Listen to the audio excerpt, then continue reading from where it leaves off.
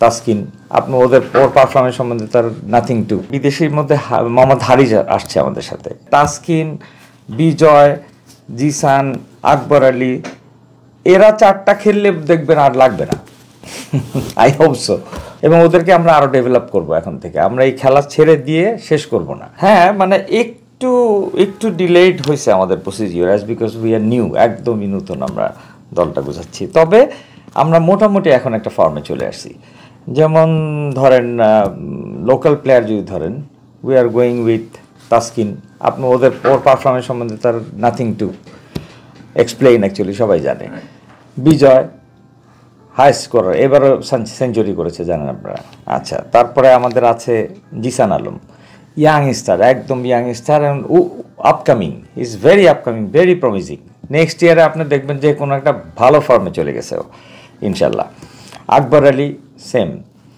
আচ্ছা, তারপরে ধরেন আমাদের সানজামুল, যেগুলো আমার নিচের লেভেলের যদি ধরি আমি, Sabbir Hossain very good performance করেছে। এখন আমি আশা করতেছি এই পারফরমেন্স ধরে রাখলে will get into the almost top ইনশাল্লাহ। ওরা তো আমার সাথে থাকে, আমি তো অনেক যাচাই বাছাই করে ওদের সাথে কথাবার্তা বলে একটা আন্ডারস্ট্যান্ডিং এসছি আমরা। ডেফিনেটলি উই ওয়ান্ট যে they will continue with us, এবং ওদেরকে আমরা আরও ডেভেলপ করব এখন থেকে। আমরা এই খেলা ছেড়ে দিয়ে শেষ করব না।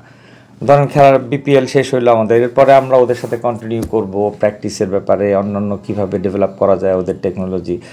বিদেশ থেকে আমরা কনসালটেন্ট আনবো লাগলে, and will get into it ইনশাল্লাহ। সামনের বছর আরও ভালো হবে। চিন্তার কারণ অ্যাকচুয়ালি না, I talk to both of them. দুজনেই তো সুপার পারফর্মার।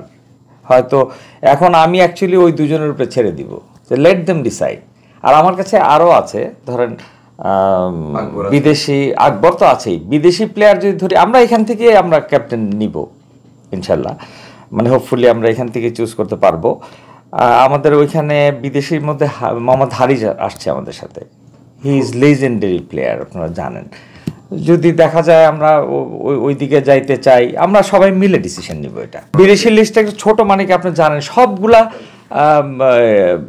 টুর্নামেন্ট চলতেছে এখন, মানে it's very difficult for us to catch up of them. আমরা চেষ্টা করতেছি, তবু হারিসকে এনেছি আমরা। হারিস তো আপনি জানেনই কি প্লেয়ার, উনি রায়ান বার্ডকে আনতে পারছি আমরা, ওটা হয়ে গেছে আমাদের। বেলাল খান হয়ে গেছে আমাদের।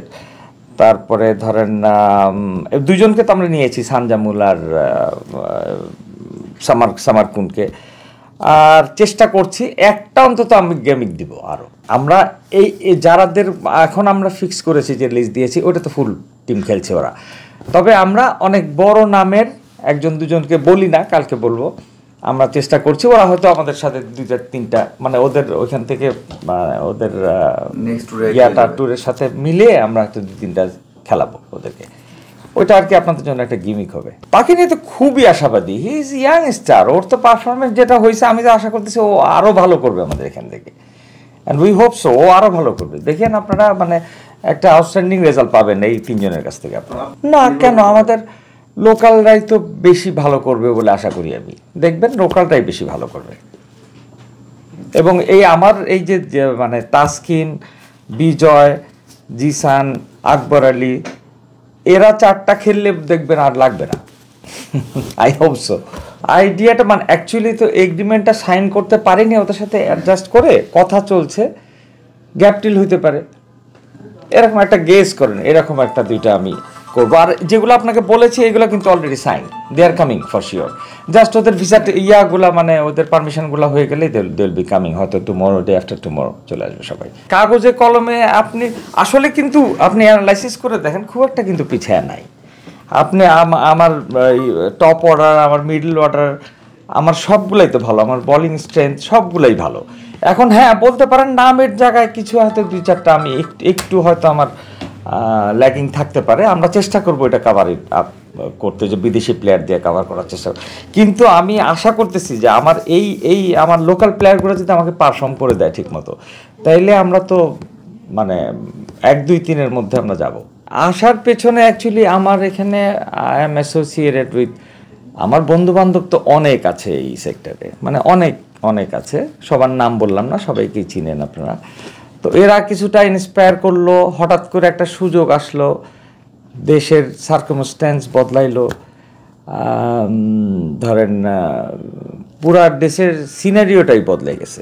আমরা ধরেন কিছুটা ডিপ্রাইভ ছিলাম ইন লাস্ট টার্মে, আসতে পারিনি হয়তো সামনে, তো দেখলাম এখানে একটা অপরচুনিটি আসছে, ইয়াংস্টাররা আমার সাথে জড়িত আছে, মানে আমাদের যে তরুণ সমাজ যদি বলেন আপনি, বিপ্লবী তরুণ সমাজ বলেন, যাই বলেন, সব কিছু মিলে আমি একটা ইন্সপায়ার্ড হলাম যে let's get into it in a new shape, আমরা একটা নতুন করে করি কিছু। ওদেরকে যেমন আমার এই টুর্নামেন্টের মাধ্যমে কিন্তু আমি ওদেরকে এন্ডোর্স করব। আমাদের যে যারা ছাত্র আন্দোলনের সাথে জড়িত ছিল, যারা যুদ্ধাহত হয়েছেন, ওরা কিন্তু আমার ব্র্যান্ড অ্যাম্বাসেডারও। আমি অফিসিয়ালি বলি নাই, আমি কালকে অফিসিয়ালি আমি ওদেরকে অ্যানাউন্স করে দিব।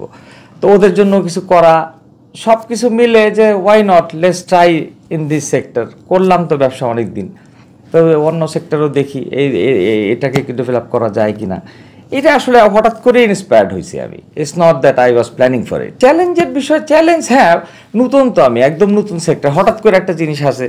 যেমন ধরেন আমাকে তো হেল্প করছে সবাই, যারা আছে আমাদের ম্যানেজমেন্টে যারা আছে সবাই করছে, কিন্তু ফ্রম মাই সাইড যে আর একটু এক্সপিরিয়েন্স যেটা হওয়া দরকার ছিল ওইটা তো আমার কাছে নাই।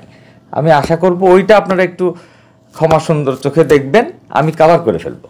হ্যাঁ, আমি প্ল্যানিং যে আমি আমার এই ছেলেগুলারে, আমরা আপনি দেখেছেন রাজশাহীকে কিন্তু একটু নিচের লেভেলের ছেলে পেলেওকে এনেছি আমরা।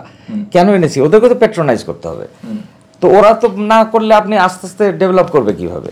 তো ওদেরকে আমরা এই উপরের সেগমেন্ট থেকে, ভালো সেগমেন্ট থেকে আমরা ওদেরকে ডেভেলপ করাবো, এবং এই টিমকে নিয়ে আমি চাই আমি 5 বছর ট্রাই করবো, যদি আমরা আল্লাহ আমাদেরকে তৌফিক দেন, তাহলে উইল গো ফরওয়ার্ড।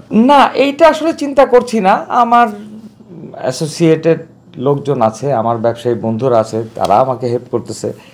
লস লাভ আসলে এটা আর হিসাব করছি না, দেখা যাক, মানে দেখা যাবে বেশিও হইতে পারে, একটু লস হইলেও হবে না, ওইটা আমরা অত বদার চিন্তা করছি। হ্যাঁ, আমরা তো এক্সপিরিয়েন্স না, আমার তো হইতেই পারে। এবার ধরেন আমি অনেক জায়গায় ল্যাগিং হয়েছে, অনেক জায়গায় বেশি এক্সপেন্ডিচার হচ্ছে, অনেকে মিসগাইডেড হচ্ছি আমরা, হতেই পারে।